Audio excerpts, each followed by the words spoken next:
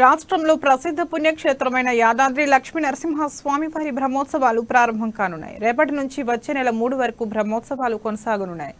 రేపు ఉదయం 10 గంటలకు విశ్వక్సేన ఆరాధనతో బ్రహ్మోత్సవాలు ప్రారంభమవుతాయి.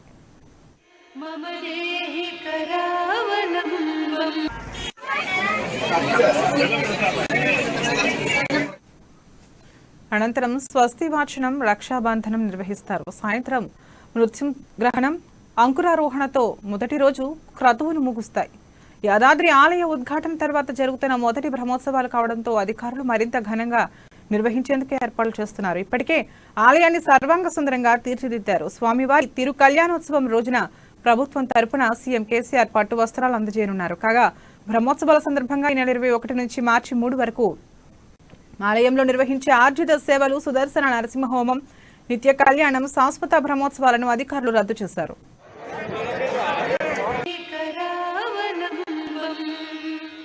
లక్ష్మీ